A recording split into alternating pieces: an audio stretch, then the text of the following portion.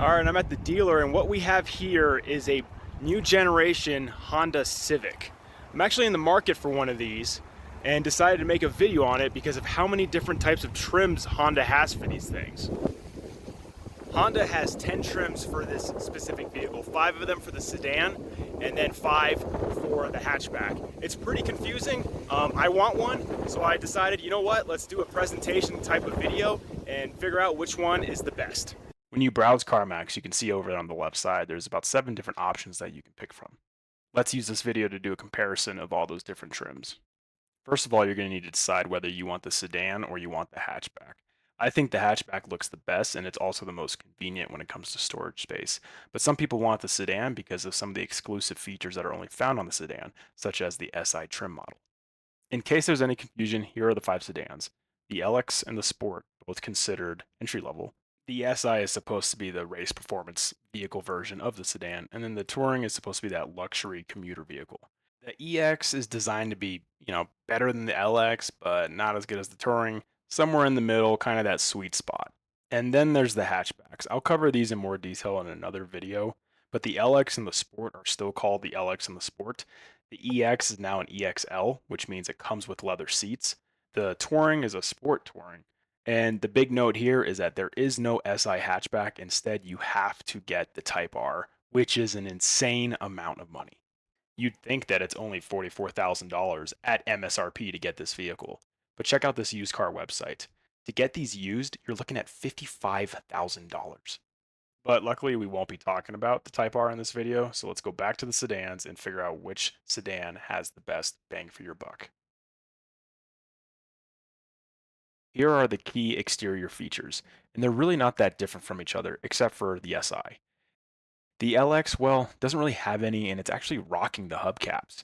The Sport has nice 18-inch rims and a single chrome exhaust tip. The EX, despite being the mid-grade option from Honda, is really only upgraded with alloy rims. Now, the SI does separate itself from the pack. It has by far the best looking rims, dual chrome exhaust pipes, and also it is the only trim with the blazing orange color option. Finally, the Touring has 18-inch alloy rims, and for whatever reason, Honda decided to give this trim, and only this trim, LED fog lights.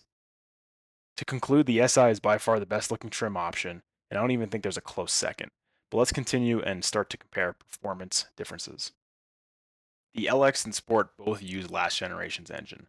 Although it's old, it's extremely reliable, but the downside is it offers low horsepower and very slow acceleration. The other 3 trims use the 1.5-liter turbo engine.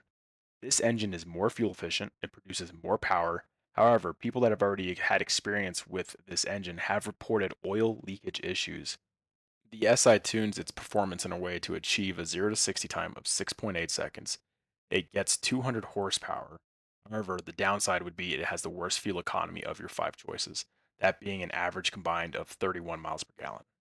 But again, the SI is also the only car in this group to have a manual transmission and also the limited slip differential, which is really important if you plan on taking this car to the back roads at higher speeds. The performance features of the Touring and the EX really aren't good enough to get into. So it's pretty clear that the SI wins performance. Well, at least it wins sport performance. If you define performance as the miles per gallon, fuel economy, and also just overall sustainability and low maintenance, then I think you might give that edge to the Sport and the LX. Interior features is one of my favorite segments. But honestly, I'm pretty disappointed with what Honda has to offer with these 5 sedans. The SI makes sense. You want cloth seats, you're going to have a sporty looking interior, you're going to want to save weight so you can have a better performing vehicle. Now, the LX and the Sport, okay, I get it.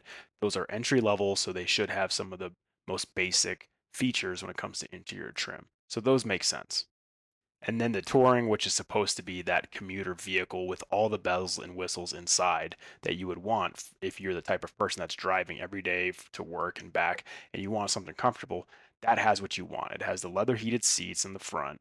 It has your 8-way power seats. It has power seats for the passenger as well. It also has your automatic dimming rear view mirror. It has sunglasses holder. It has all those extra features that you would expect in a $30,000 vehicle. But the EX is where Honda loses me here. It's only a little bit better than the Sport, and I think it's significantly worse than the Touring. It does not have your leather seats. It doesn't have power seating. And worst of all, it doesn't even have a place to store your sunglasses. So I'm not too sure where Honda thought the EX would fit. And what makes it even more confusing is that the EXL, which is the hatchback version of the EX, that does come with leather seats.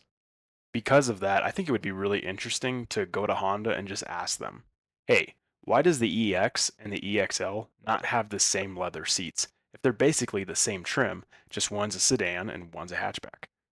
And with those features in mind, I think it's quite obvious the Touring gets the W on this one.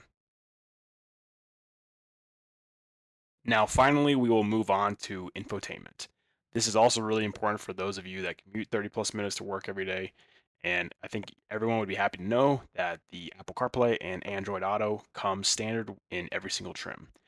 One strange note to point out on all these trims is that they come with different amounts of USB ports in the front.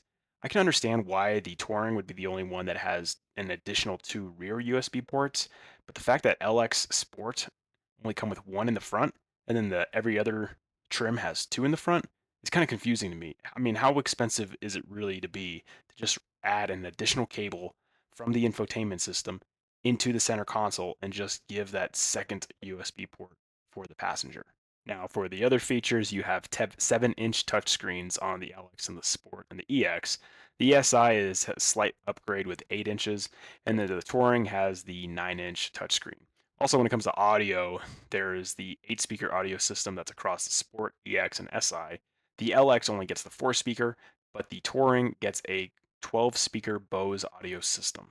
And then I did forget to note this earlier, but the Touring also has wireless CarPlay and Android Auto. Finally, just like with the interior, I think the winner of this segment is pretty obvious. It will have to go with the Honda Civic Touring. Now that we've covered all the key features, let's discuss which trim is probably right for you depending on your lifestyle. Overall, I think the Sport trim will actually attract the most buyers. The Sport trim competes against the LX trim and the EX trim. The EX trim does have better acceleration and it does have heated seats, but I don't think that's enough when the younger crowd will probably prefer the Sport's looks, the reliability, and the fact that the MSRP value is cheaper. And I think I'm right about this because if you go to CarMax, there are more sport models available than any other trim. Now, I know what you're thinking. Hey, what about the LX? I'm on a budget, I want the cheapest. So, shouldn't I go with the LX? Well, this is where I'm going to say no.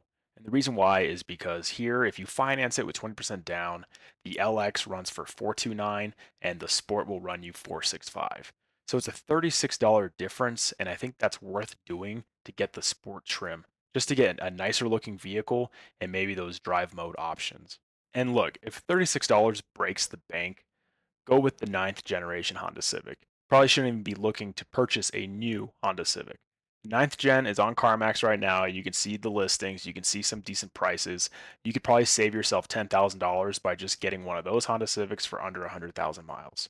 So again, if you are a young person, maybe just graduated from college and you're looking to buy a new car, or maybe you're a parent and your high school kid just turned 16 and you're going to buy them a car, I think your options are either the LX, the Sport, or the EX. And if I were in your shoes, I would pick the Sport.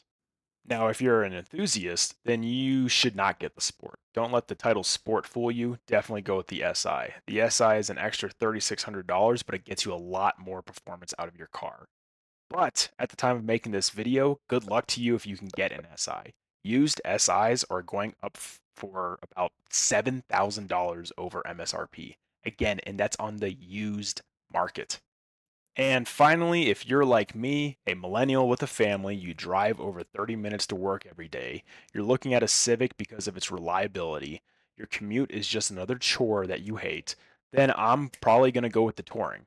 It's got the best audio for my audiobooks, work conference calls, music when I'm road raging, and I think overall just has the best creature comforts as well, especially if you live in a winter climate. So that's everything you need to know about the new Honda Civic Sedan. I'm curious to hear what you think is the best trim, especially if you disagree on my thoughts with the EX trim. Because I don't think it has a place in this area, but some journalists consider the EX the best trim for the price. Please like and subscribe if you want to see more videos like this. And if there is a vehicle you are considering and would like to see a video comparison on it, then just comment below with that vehicle and I'll see if I can get a video on it. Thank you for watching.